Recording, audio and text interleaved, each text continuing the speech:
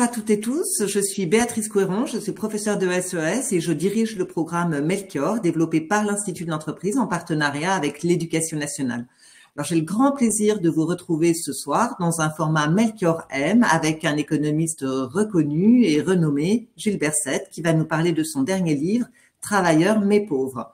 Vous en retrouverez la note de lecture sur Melchior, mais je vous invite vivement à lire le livre lui-même, tant il est passionnant. Alors, nous avons aussi le plaisir d'accueillir Nicolas Danglade, que je remercie d'avoir accepté de modérer cet échange. Nicolas Danglade est IAIPR sur l'Académie d'Aix-Marseille et il va pouvoir reprendre les questions qui seront posées au fil de l'eau par des participants. Ce format va durer 1 heure et donc j'espère que vous allez pouvoir en profiter pour générer beaucoup d'interactions. Et je vous laisse la parole maintenant à Nicolas pour lancer les échanges. Merci. Bonsoir, bonsoir Béatrice, bonsoir Gilbert, bonsoir aux auditeurs, aux spectateurs, pardon. Je suis très content d'animer ce webinaire ce soir, d'autant plus en recevant Gilles Berset. Alors, je me permettrai rapidement, pour celles et ceux qui ne le connaîtraient pas, de résumer sa carrière et qui continue actuellement puisqu'il est enseignant à Neoma Business School et puis, vous devez le savoir, président du Conseil d'orientation des retraites. Gilles Berset a été également membre du Conseil d'analyse économique, ancien président du groupe d'experts sur le SMIC, a travaillé à la Banque de France et puis a travaillé surtout, et très important, à l'Université d'Aix-Marseille en économie pendant très longtemps. Voilà, donc Gilles Berset produit beaucoup d'ouvrages, ça fait partie de ces économistes qui sont à la fois dans la recherche, dans les institutions publiques et qui également font œuvre de vulgarisation. Donc le dernier ouvrage de Gilles Berset, il va nous en parler plus en détail, qui s'intitule « Travailleurs mais pauvres ». Alors pour vous donner un petit peu l'idée générale de l'ouvrage, avant de donner la parole à Gilles Berset, ce que l'on peut dire finalement, c'est que les politiques publiques en France arrivent à réduire la pauvreté au tenté. Donc si on prend par exemple le niveau de pauvreté en France avant et après redistribution, on se rend compte qu'il y a un effort redistributif très important qui est réalisé et qui place la France à des niveaux d'inégalité ou de pauvreté inférieurs à d'autres pays, mais que pour autant, ces politiques publiques qui touchent le domaine social et économique, on va le voir, ont des effets pervers, et ces effets pervers piègent durablement les individus dans une pauvreté laborieuse, et donc deviennent des freins à la mobilité intra- et intergénérationnelle. Voilà, je vous laisse la parole, Gilbert, et puis j'interviendrai puisqu'il y aura des questions certainement posées sur le chat, et puis peut-être également pour rappeler à certains moments les liens avec le programme, surtout de terminale, parce que les liens sont nombreux. Voilà, je vous remercie, je vous laisse la parole. Merci beaucoup, hein, c'est un grand plaisir pour moi de présenter quelques-unes des grandes lignes de cet ouvrage sur la pauvreté laborieuse, et surtout, n'hésitez pas à poser des questions et à interrompre cette présentation par des questions pour la rendre plus vivante.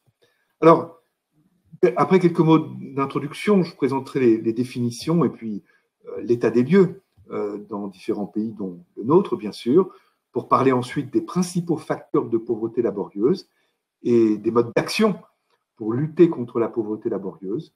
Et j'évoquerai ensuite des questions de mobilité, c'est-à-dire les questions d'inégalité pour les travailleurs pauvres, intragénérationnelles, inégalité longitudinale, intragénérationnelle et intergénérationnelle, pour conclure par quelques mots. Alors d'abord, la pauvreté laborieuse est un débat qui s'était un petit peu éteint après la Deuxième Guerre mondiale, et puis qui est revenu de façon très forte, surtout aux États-Unis dans les années 60, parce qu'on a constaté que malgré une croissance très forte de l'économie et du produit intérieur brut par habitant, eh bien, il existait tout un ensemble, une classe de travailleurs qui étaient pauvres. Et ça a été une espèce de stupéfaction pour de nombreux observateurs que de voir que le pays s'enrichissait, chaque habitant bénéficiait d'une amélioration de son niveau de vie, en particulier de très nombreux travailleurs, et pourtant, il subsistait une part non négligeable de travailleurs pauvres.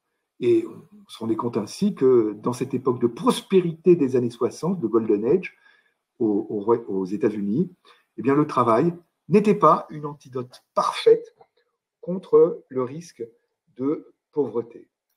Et le débat s'est amplifié aux États-Unis. Il a donné naissance d'ailleurs à des indicateurs pour mesurer cette pauvreté laborieuse, indicateurs qui ensuite ont permis de la mesurer et donc de développer des politiques appropriées pour lutter contre cette pauvreté laborieuse. Et puis, ce débat, bien sûr, a débordé sur les autres continents, a traversé l'Atlantique, et il s'est installé, ce qui est tout à fait normal, également dans les pays européens, dont le nôtre, dont la France. Alors, quand on parle de pauvreté laborieuse, et même d'ailleurs de pauvreté de façon plus générale, il faut avoir en tête qu'il n'existe pas une définition unique de la pauvreté. Il y a des indicateurs de pauvreté qui sont des indicateurs absolus. Ça signifie quoi? Bien, ça signifie que le pauvre, c'est celui dont les ressources sont inférieures à un seuil monétaire ou à un seuil lui permettant de faire l'achat d'une certaine quantité qui paraît minimale de biens et services.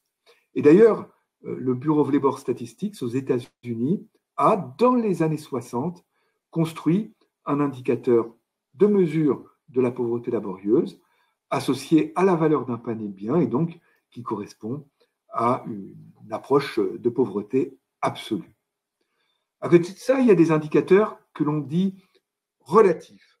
Le pauvre est alors celui dont les ressources sont inférieures à un niveau relatif, par exemple 50 ou 60% du revenu médian.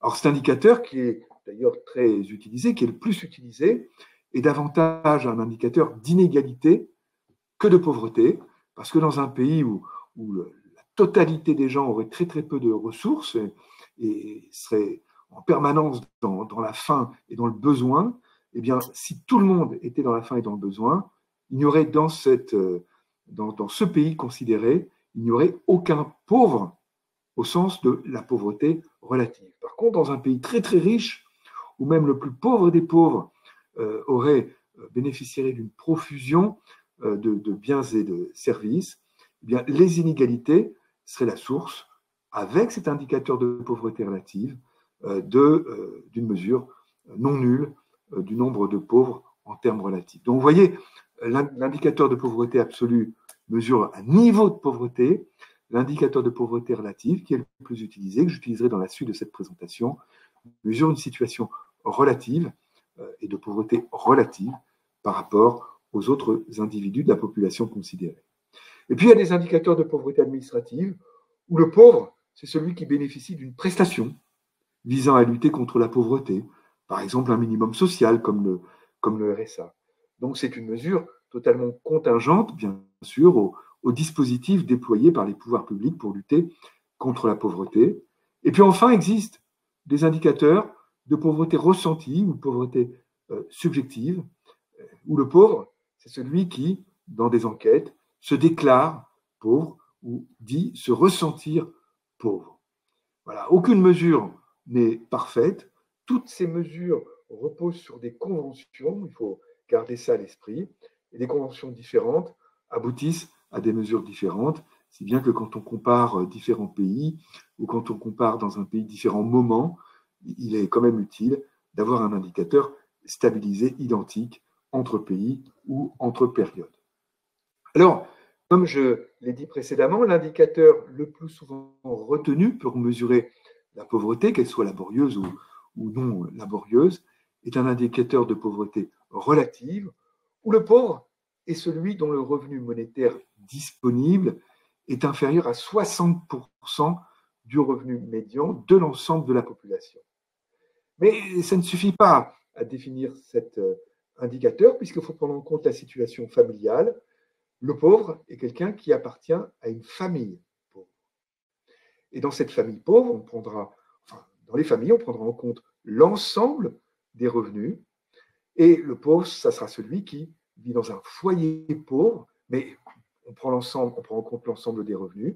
On prend aussi en compte l'ensemble des personnes qui constituent le foyer, en pondérant par 1 le premier adulte, en pondérant par 0,5 les autres personnes de plus de 14 ans et en pondérant par 0,3 les autres personnes de moins de 14 ans. Alors pourquoi ces coefficients sont inférieurs à 1 pour les autres personnes de plus de 14 ans ou pour les personnes de moins de 14 ans?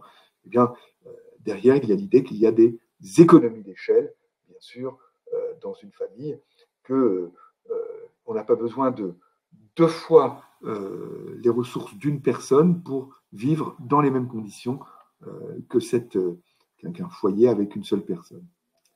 Alors, ces indicateurs ont de très nombreuses limites. Comme je l'ai dit précédemment, ce sont des indicateurs en fait d'inégalité.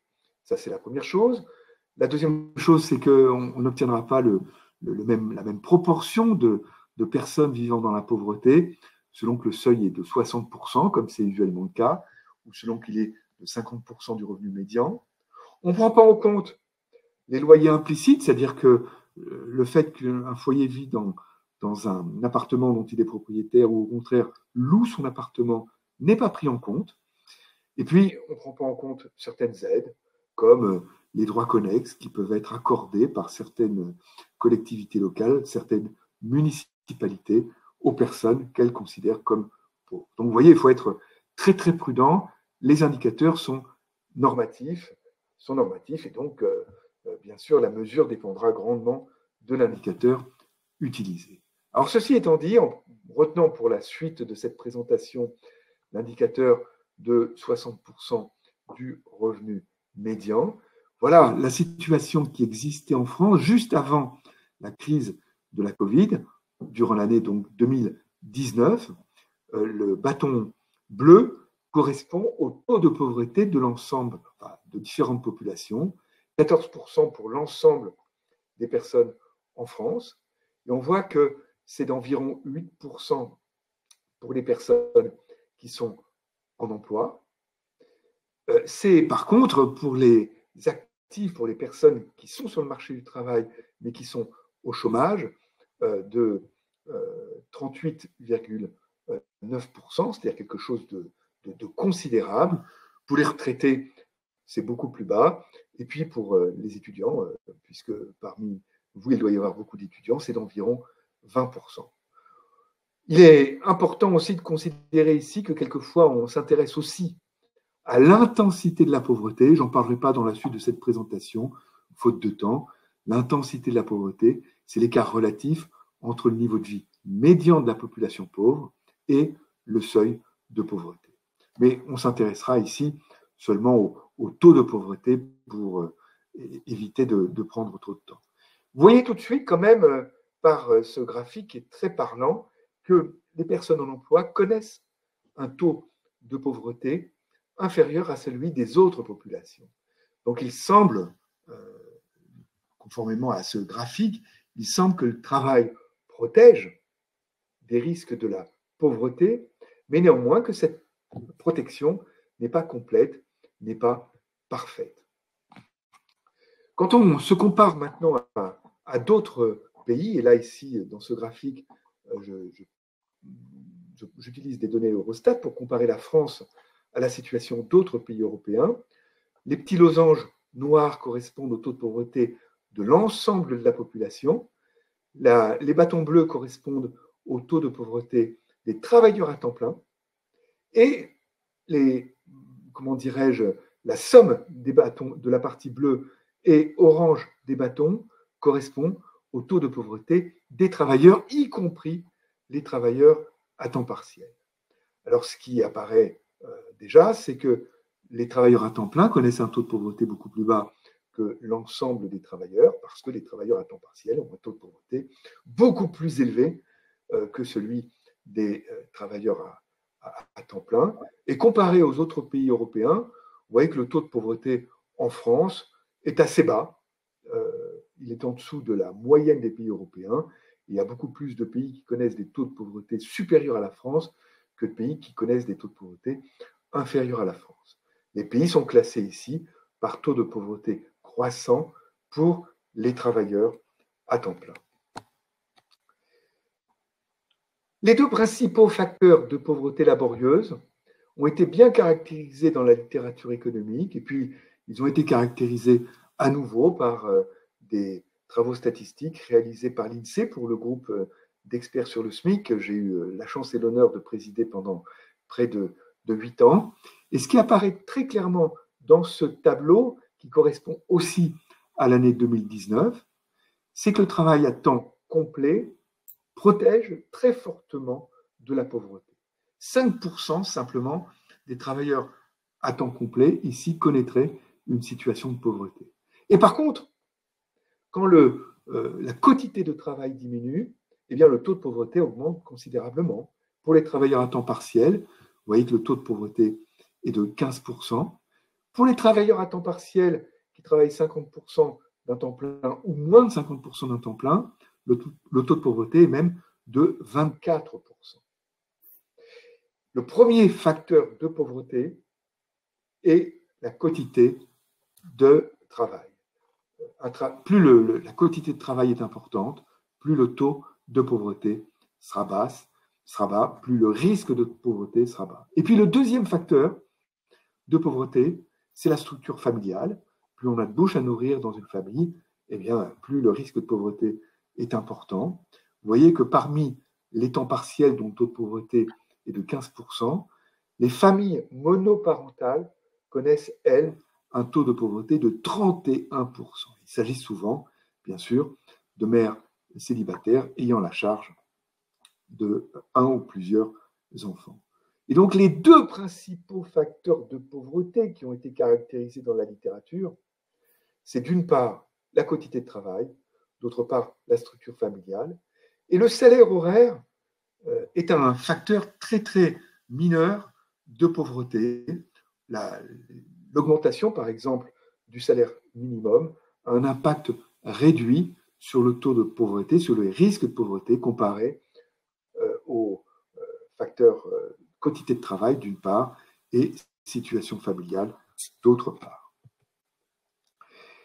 Une autre forme de travail à temps réduit, si j'ose dire, que le temps partiel, c'est la situation de nombreux actifs qui enchaînent des contrats courts.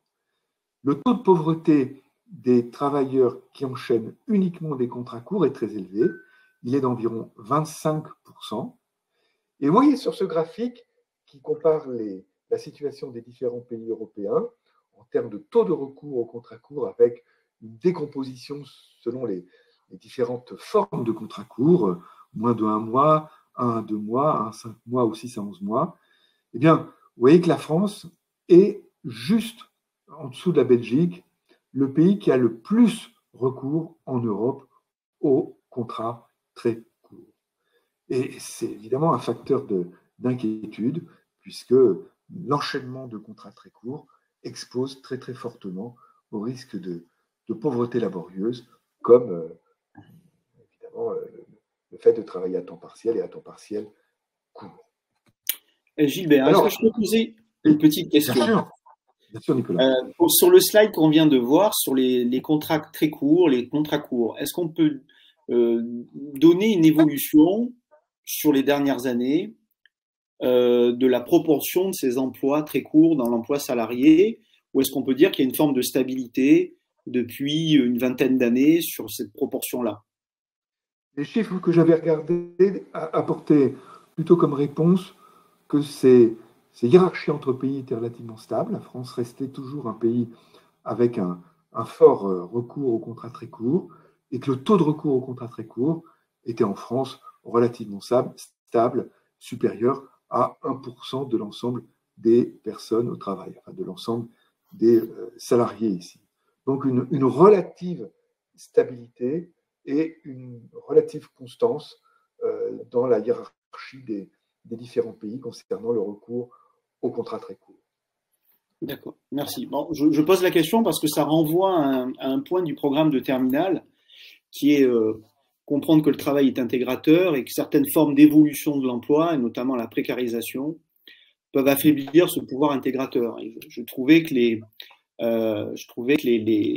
les deux slides qu'on vient de voir illustrent parfaitement cela. Et j'en profite pour dire donc aux collègues qui suivraient le webinaire qu'il y a une mine d'informations empiriques, statistiques dans l'ouvrage de Gilles Berset, et que je les invite à vraiment y jeter un œil parce que c'est vraiment très utile. Hein. Je pense au slide 9, au 10.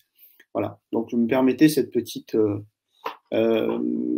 remarque. Alors il y avait une question qui était posée. Est-ce qu'un événement comme les JO peut accroître brutalement les emplois très courts, ou est-ce que l'effet ne sera pas significatif?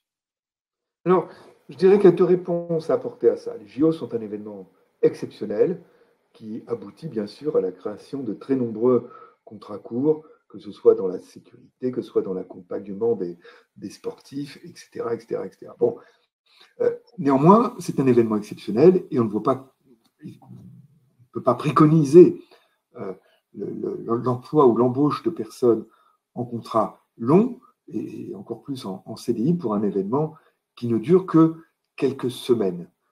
Il va de soi que les JO contribuent à l'augmentation des contrats courts, mais par nature, les Jeux olympiques sont associés à la création de contrats courts.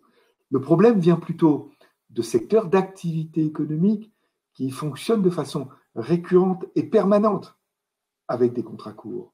Et c'est évidemment dans ces secteurs qu'il faut essayer de changer la culture de l'emploi, les pratiques de l'emploi pour amener un moindre recours, pour désinciter au recours aux contrats courts, sachant que l'organisation du travail ou le recours récurrent aux contrats courts a un coût pour la collectivité, puisque les personnes en contrat court accumulent, ce qui est tout à fait logique, des droits, indemnisation du chômage entre leurs différents contrats courts. Et donc, les secteurs qui recourent de façon récurrente, permanente aux contrats courts, eh bien, ont des externalités pour la collectivité en termes de coûts d'indemnisation chômage. Et donc, il convient, et je reviendrai sur ce point-là, il convient de désinciter le recours récurrent aux contrats courts, mais bien sûr, pas le recours ponctuel pour des événements aussi ponctuels que peut l'être les Jeux olympiques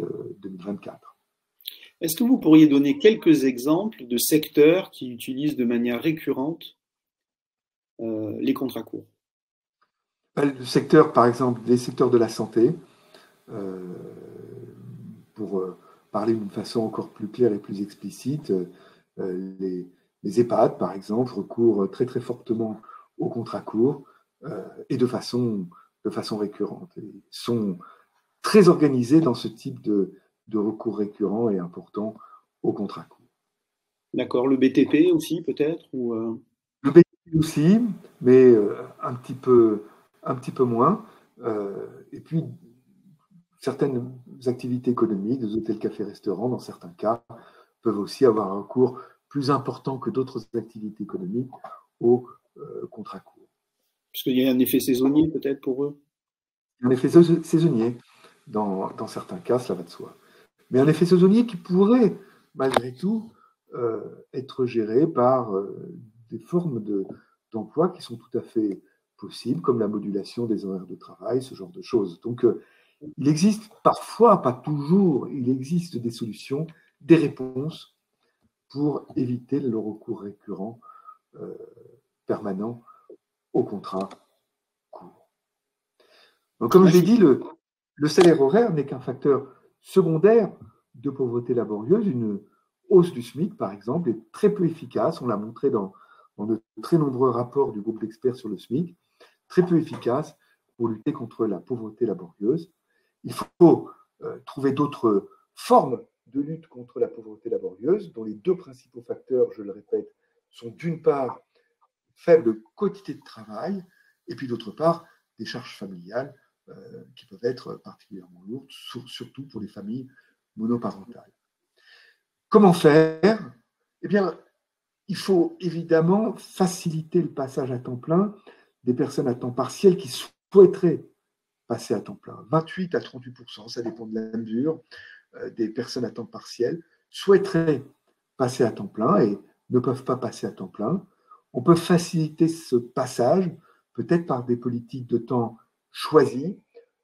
Il existe en France, comme dans de très nombreux pays, une priorité théorique pour les travailleurs à temps partiel pour demander leur passage à temps plein quand, dans leur entreprise, des postes à temps plein sont créés. Néanmoins, le chef d'entreprise peut opposer un refus non motivé à cette demande d'un temps partiel pour un passage à temps plein.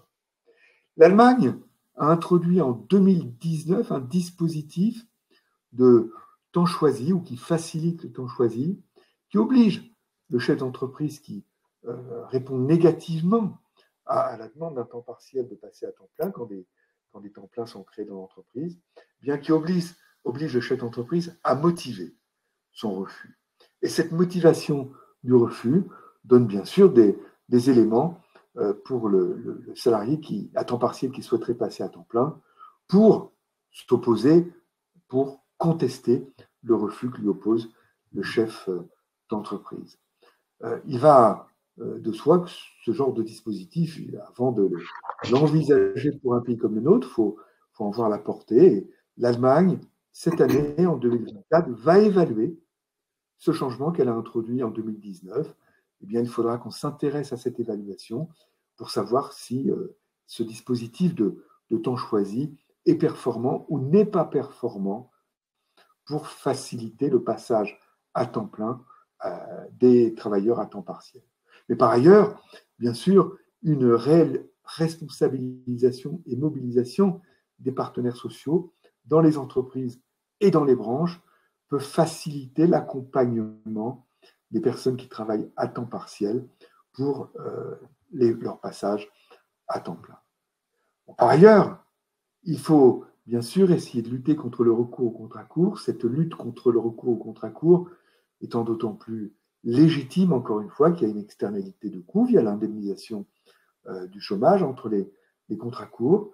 C'est ce qu'a essayé de faire la réforme de l'indemnisation chômage de 2019, avec un nouveau calcul du salaire journalier de référence qui réduit l'incitation des salariés à eux-mêmes préférer des contrats courts à des contrats plus longs.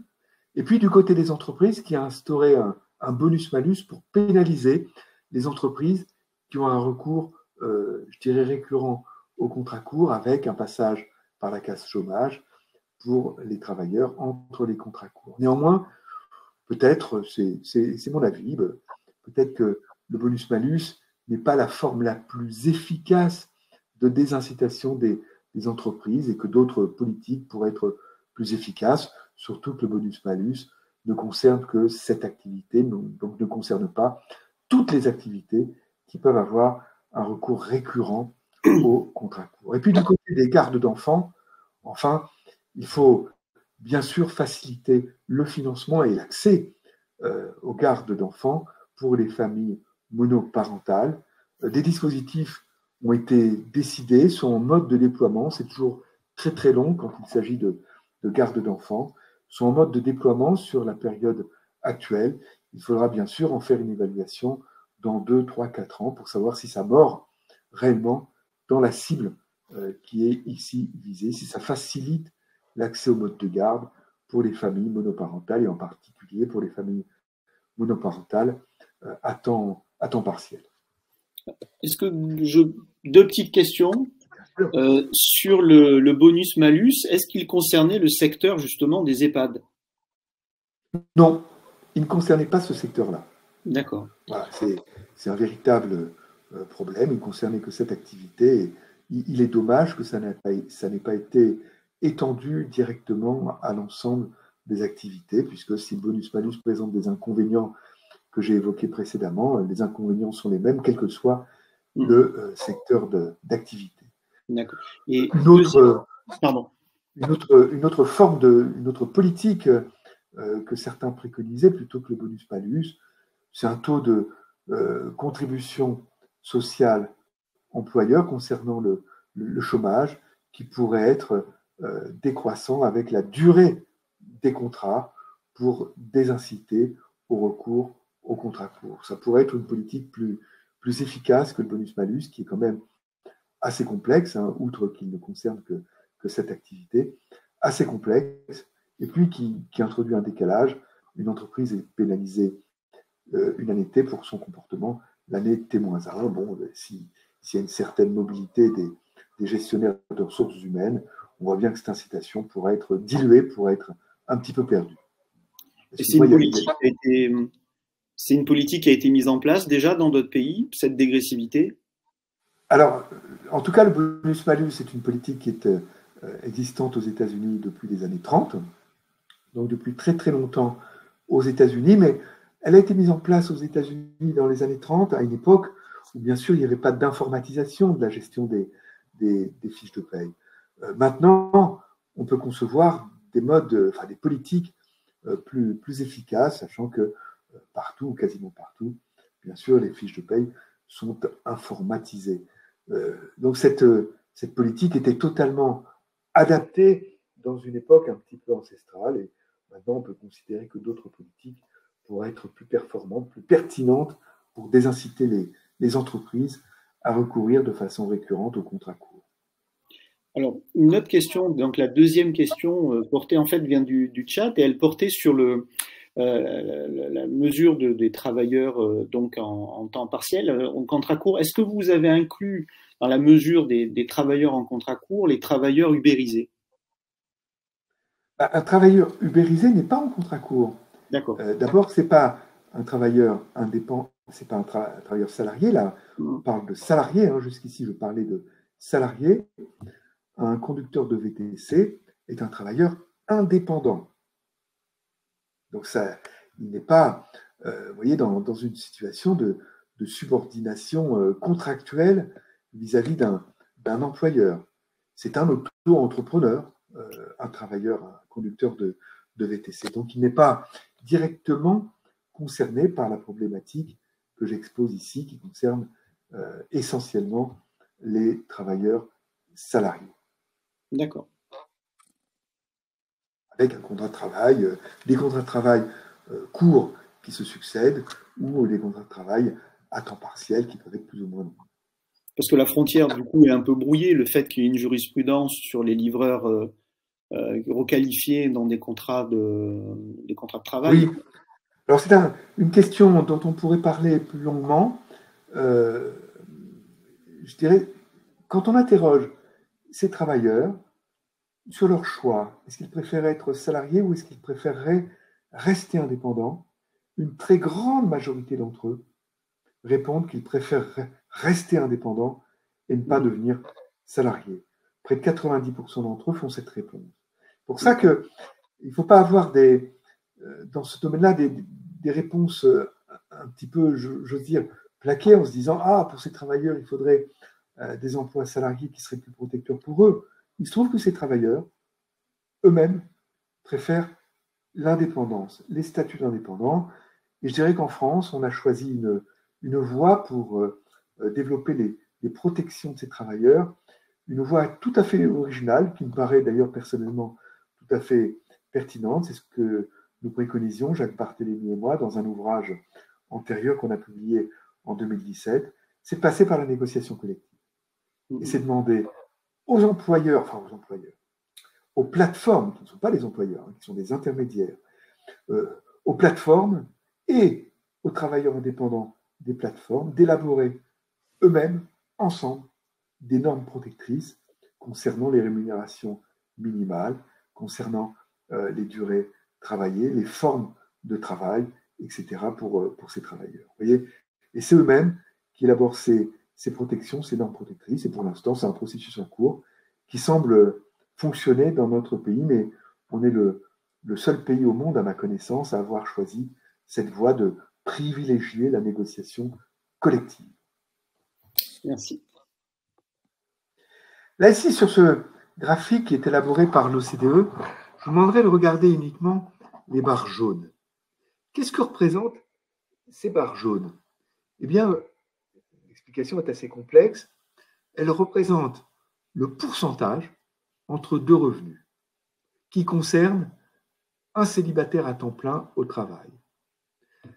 Au numérateur, il y a le revenu d'un salarié à temps plein au SMIC, je dis bien le revenu, y compris les prestations qu'il peut recevoir, primes d'activité, APL, les aides au logement, etc. Et au dénominateur, le revenu d'un salarié qui est au revenu médian, au salaire médian plus exactement. On voit qu'en France, ce ratio est le plus élevé, il est de 80%. Ça signifie quoi? Ça signifie que quand un salarié célibataire à temps plein passe du SMIC, qui est le salaire minimum, au salaire médian, son revenu passe simplement de 80 à 100. C'est-à-dire son revenu connaît une hausse simplement de 25%, alors même qu'il a traversé la moitié de l'étendue des salaires. La moitié de l'étendue des salaires en passant du salaire le plus bas au salaire médian. Et comment se fait-il que ce gain soit faible en France comparé aux autres pays? Eh bien, ce gain est faible en France parce qu'en France, de très nombreux dispositifs soutiennent les bas revenus, mais bien sûr sont dégressifs avec les revenus du travail. Et donc, notre salarié célibataire à temps plein qui passe du SMIC au salaire médian perd certaines prestations, par exemple les APL, par exemple la prime d'activité, ce qui fait que son gain en termes de revenus est beaucoup plus faible en pourcentage que son gain en termes de salaire. Et vous voyez que la France ayant déployé de très nombreux dispositifs de soutien aux bas revenus, qui sont par définition, par nécessité, dégressifs, eh bien la France est le pays dans lequel le gain de la mobilité salariale est le plus faible. Et on comprend quand on voit ça pourquoi chez beaucoup de travailleurs peu qualifiés, il y a peu d'appétence pour la formation professionnelle. Il y a peu d'appétence pour sacrifier un peu de sa vie familiale, un peu de sa vie privée pour se former et bénéficier d'une mobilité sociale et salariale. Eh bien, il y a peu d'appétence. Pourquoi? Parce que les gains en termes de revenus sont finalement assez faibles. Ils sont en bonne partie mangés par la dégressivité des dispositifs qui soutiennent les bas revenus. Et ce phénomène est plus fort en France que dans tous les autres pays de l'OCDE où existe un salaire minimum et qui apparaissent ici sur ce graphique. Mais plus encore, je vais caractériser ce problème par le tableau qui apparaît sur ce slide. Sur ce slide, pour différentes configurations qui apparaissent sur la première ligne de chiffres, configuration par rapport à un SMIC mensuel à temps plein. La première colonne, par exemple, 50%, c'est pour un salarié au SMIC qui travaille à 50% d'un temps plein. La deuxième colonne, c'est pour un salarié qui travaille au SMIC à temps plein. La troisième colonne, c'est pour quelqu'un qui travaille à 160% d'un SMIC à temps plein, etc., etc., etc. Quelle est l'augmentation du coût du travail pour un chef d'entreprise pour que son salarié bénéficie d'une augmentation de son revenu disponible de 100 € net par mois? C'est l'avant-dernière ligne de chiffre. Eh bien, on voit que pour un salarié qui travaille à temps plein au SMIC, c'est la colonne 100% ici, il en coûte 483 € au chef d'entreprise pour que le salarié considéré bénéficie d'une hausse de son revenu disponible de seulement 100 € par mois. Donc, l'augmentation du coût pour l'entreprise est presque 5 fois plus élevée que l'augmentation du revenu dont bénéficie le salarié en question. Pourquoi cette disproportion? Eh bien, parce que les charges sociales payées par l'employeur augmentent terriblement, 228 €. Ici, pourquoi elles augmentent terriblement? Eh bien, à cause de la dégressivité des exonérations de charges sociales. Les cotisations sociales salariées augmentent, mais là, c'est de façon linéaire. Le salarié perd de la prime d'activité, il en perd 78 €, et puis il devient imposable à l'impôt sur le revenu, et il perd à ce titre 23 €.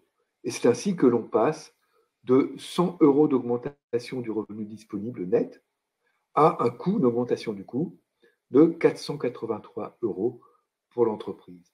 Donc on voit qu'ici, il y a en quelque sorte un ensemble de dispositifs qui sont empilés en France, sur lesquels je vais revenir un petit peu, et qui font que les salariés au SMIC sont un peu scotchés au SMIC. On décourage la mobilité salariale des personnes au SMIC, puisque si un chef d'entreprise veut faire bénéficier à l'un de ses salariés d'une certaine mobilité salariale, un de ses salariés qui est au SMIC à temps plein, eh bien, une augmentation de 28% du coût du travail, pour lui, ce qui est considérable, se traduira par une augmentation simplement de 6% pour le salarié concerné du revenu disponible net. Il y a là, évidemment, une force qui décourage complètement la mobilité salariale et sociale en France. Alors, ces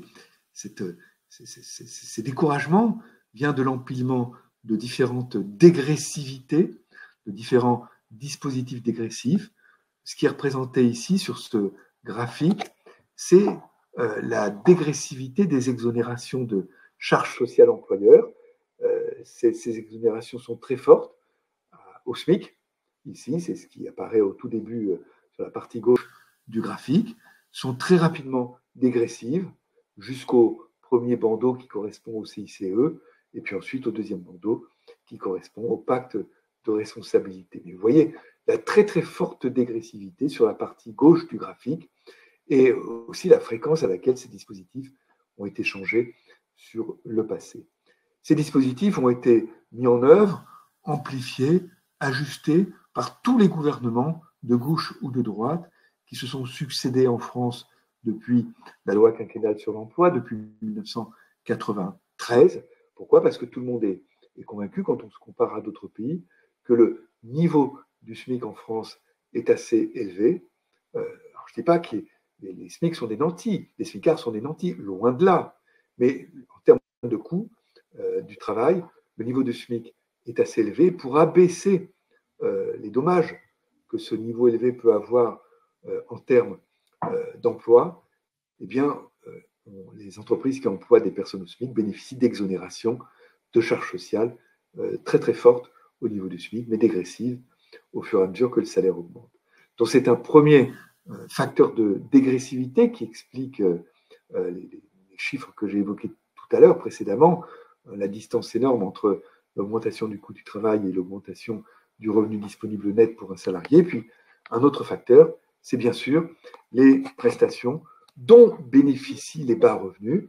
Ici, j'ai représenté sur ce graphique, j'ai repris un graphique qui représente ces prestations, que ce soit le RSA, que ce soit la prime d'activité, que ce soit les aides au logement. Vous voyez qu'elles sont très fortes quand les revenus sont nuls, très très fortes, et puis elles sont dégressives, bien sûr, avec l'augmentation des revenus du travail, jusqu'à s'annuler, ici à un peu moins de 1,3 ou 1,4 SMIC dans la représentation qui est faite ici. Cette dégressivité explique aussi, contribue aussi à l'écart qu'il y a entre l'augmentation du coût du travail pour un salarié à temps plein au SMIC et l'augmentation associée du revenu disponible net pour le salarié concerné.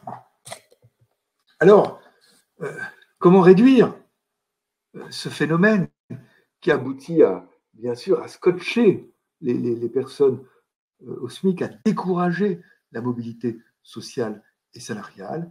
Eh bien, pour évidemment essayer de réduire ces effets dissuasifs liés à l'empilement de dégressivité complexes, diverses, concernant les exonérations de charges sociales employeurs, la question est complexe parce qu'une atténuation de la dégressivité que vous avez vue sur le graphique précédent, ici, une atténuation de cette dégressivité est très très coûteuse en termes de finances publiques, il y a une forte masse salariale ici, et donc la seule façon de faire, ça serait évidemment de faire disparaître les bandeaux ici horizontaux liés au CICE et au pacte de responsabilité et à mobiliser les ressources que cela procurerait pour réduire la dégressivité des exonérations de charges sociales sur la première partie de ce graphique. Mais bien sûr, ça signifie que parmi les entreprises, il y en a qui seraient gagnantes, mais il y en a d'autres qui seraient perdantes. Et les entreprises perdantes, se manifesteront inévitablement. Et puis du côté des dispositifs de soutien aux bas revenus, vous voyez ce que je présentais dans le slide précédent, réduire la dégressivité, la forte dégressivité que l'on voit ici dans certaines zones, ça aboutit nécessairement aussi à coût nul pour les finances publiques, inévitablement à ce qu'il y ait des ménages gagnants et des ménages perdants.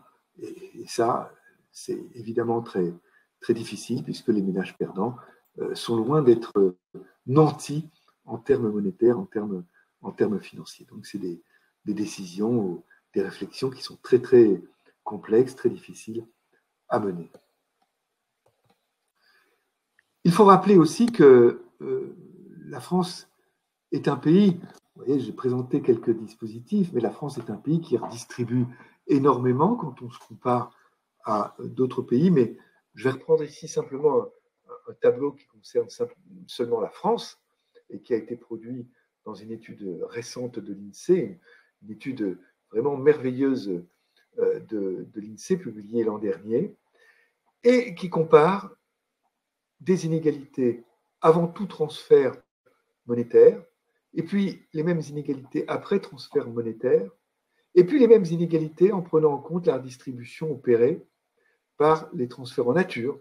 Le fait que tout le monde bénéficie, par exemple, de l'éducation nationale gratuite, et que cette éducation nationale est financée par des impôts qui, eux, sont croissants avec les revenus pour certains impôts.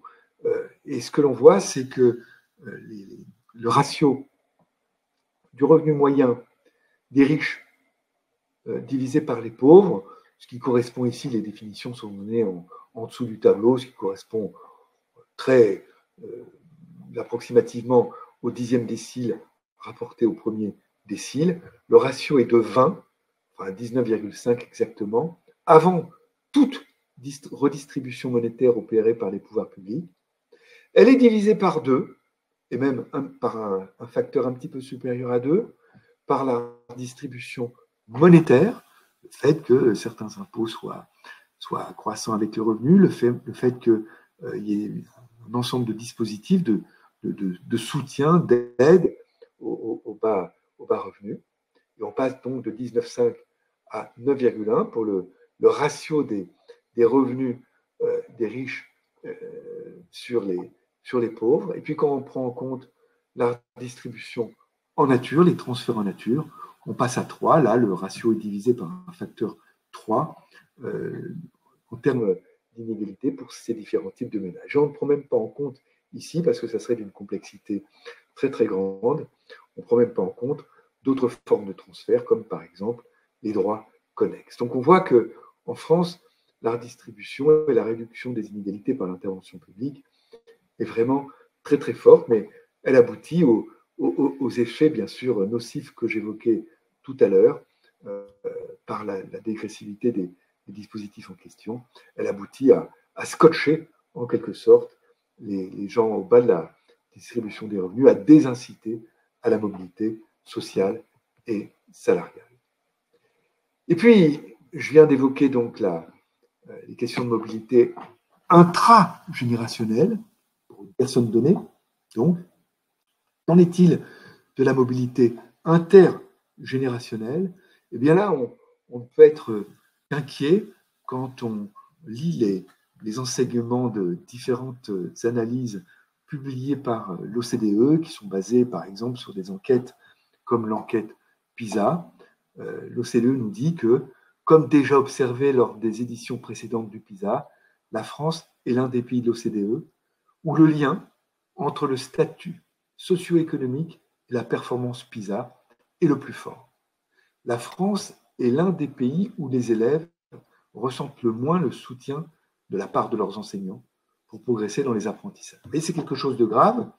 Cette phrase nous signale un certain échec, il faut appeler les choses par leur nom, de l'éducation nationale, puisque la France est l'un des pays donc, où le statut socio-économique de la famille intervient le plus, comparé aux autres pays, pour expliquer les performances scolaires des enfants. Et l'OCDE ne s'arrête pas là, l'OCDE nous dit aussi que de nombreux élèves, et en particulier les élèves issus d'un niveau défavorisé, ont des ambitions moins élevées que ce à quoi on pourrait s'attendre compte tenu de leurs résultats scolaires.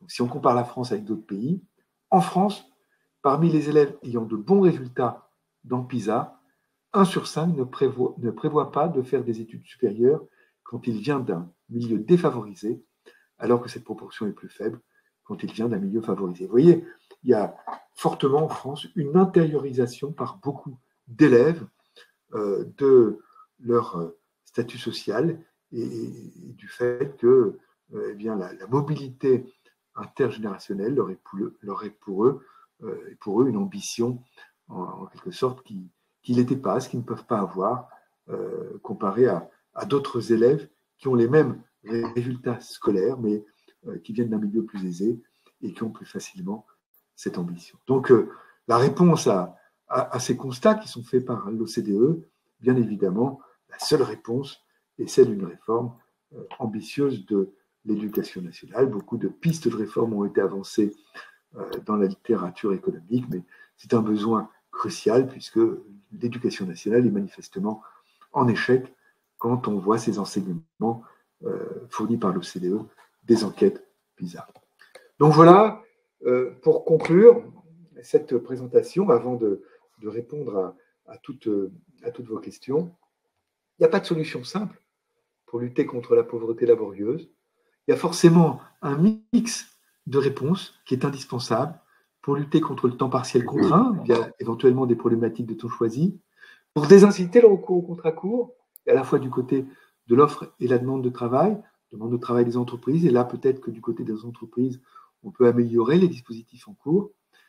Pour aider à la garde d'enfants des familles monoparentales, là il y a des dispositifs complexes qui sont déployés, donc il faut voir s'ils sont performants ou non. Il nous faut un peu de recul encore.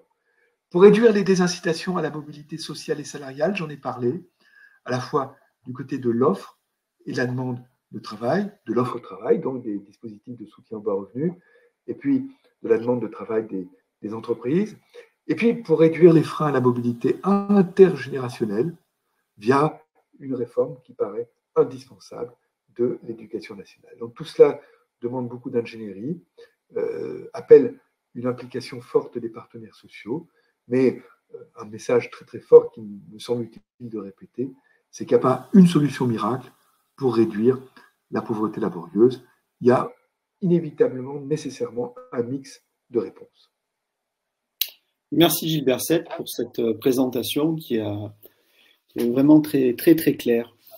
Je profite donc de nos quelques minutes pour vous poser des questions qui sont sur le chat. Et avant, en même temps, j'arrive à faire deux choses en même temps maintenant.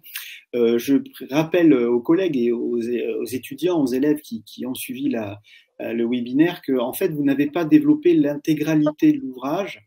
Vous avez pris des éléments, des parties de l'ouvrage, et j'aimerais juste rappeler qu'il y a un passage, puisque vous avez parlé du lien pauvreté SMIC, mais il y a un passage également sur le lien chômage SMIC. Donc ça touche directement un élément du programme de terminale. Il y a un passage également sur les théories de la justice sociale et sur les justifications des politiques publiques qui peuvent intéresser les collègues. Alors, nous reste peu de temps, donc je vais directement sur les questions du chat. Faut-il réformer le SMIC en tant que tel? Le groupe d'experts sur le SMIC préconise depuis de nombreuses années maintenant une réforme du SMIC. Donc, pour ceux qui sont intéressés par ce sujet, je vous renvoie au rapport du groupe d'experts qui sont accessibles en ligne et qu'on a essayé de rendre les plus lisibles possibles. Il faut évidemment, en tout cas c'est une préconisation qui est faite dans ces rapports, réformer le SMIC et peut-être laisser plus de prise aux partenaires sociaux pour, dans la responsabilité en quelque sorte des augmentations du salaire minimum, en ayant en tête toutes leurs responsabilités, toutes les implications éventuelles de hausse du salaire minimum. Mais oui, il me semble indispensable de réformer le salaire minimum. Et encore une fois, je vous renvoie au rapport du groupe d'experts qui sont accessibles en ligne. Alors, une autre question, faut-il réduire le pouvoir de marché des entreprises en introduisant plus de concurrence sur les marchés afin de donner plus de pouvoir de négociation aux salariés? J'ai l'impression que Alors, il y a deux choses. Il y a deux choses dans cette question. Il y a d'une part le fait qu'il peut être bon d'augmenter la concurrence entre firmes, et ça c'est toujours positif, sauf dans quelques rares cas, mais c'est toujours positif, et toujours positif en termes de croissance, en termes de gains pour le consommateur via une baisse de prix, une baisse des rentes que des entreprises peuvent avoir dans certaines activités du fait de barrières à l'entrée, par exemple, dans l'exercice de ces activités. Et puis, l'autre partie de la question, c'est est-ce qu'il faut augmenter le pouvoir de négociation des salariés par rapport à l'entreprise dans la négociation de leur salaire? Alors là, il convient peut-être plus particulièrement de responsabiliser en ce domaine les partenaires sociaux, de les responsabiliser pleinement dans la négociation salariale déclinée de façon complexe selon les activités, les qualifications, etc. Et d'ailleurs, pour intervenir de plein pied dans des débats de politique économique qui ont cours dans les médias, à titre personnel, je suis très étonné de voir qu'en France, quelque chose qu'on n'observe pas ailleurs, en France, des syndicats de salariés revendiquent, demandent l'indexation automatique des salaires sur les prix, ce qui les amènerait à être dessaisis d'une part de leurs responsabilités en termes de formation des salaires. Alors l'exemple qui est souvent pris de la Belgique, à cet égard, qui est un pays dans lequel les salaires sont directement indexés sur les prix, la Belgique n'est vraiment pas un exemple à suivre, puisque la Belgique est un pays aussi pauvre que la France, si j'ose dire, dans lequel le taux d'emploi est bas, plus bas que celui de la France, dans lequel le produit intérieur brut par habitant est bas, à peu près équivalent à celui de la France, et dans lequel, de ce fait, les finances publiques connaissent également de grandes difficultés, avec un taux d'endettement des administrations publiques qui est très élevé. Donc il faudrait, je dirais, renforcer le rôle de la négociation collective et donc des partenaires sociaux, syndicats de salariés, représentants des entreprises, dans la détermination et la dynamique des salaires. Merci Gilbert. Je vais laisser la parole à Béatrice. Merci beaucoup. Merci Gilbert. C'était vraiment une présentation passionnante. Le professeur de ESS que je suis a vu plein de ressources utiles, de documents, d'éléments qui vont me permettre dès demain de l'utiliser avec mes élèves. Vous retrouverez le replay pour faire de même cette année et l'année prochaine et la suite. Grand merci aussi Nicolas pour cette modération très dynamique qui nous a permis de passer un très beau moment. Je recommande encore une fois la lecture de l'ouvrage lui-même de Gilbert pour aller plus loin sur l'ensemble de ces sujets. Alors, pour terminer cet échange, je vous invite à vous inscrire pour participer aux prochaines rencontres proposées par Melchior. Ce sera avec Agnès Benassi-Kéré le 3 avril de 16h30 à 18h pour parler des politiques économiques. Voilà, je vous remercie beaucoup et très belle soirée à vous tous et toutes. Merci. Merci beaucoup. Merci. Bonne journée, au revoir. Merci, au revoir. Au revoir.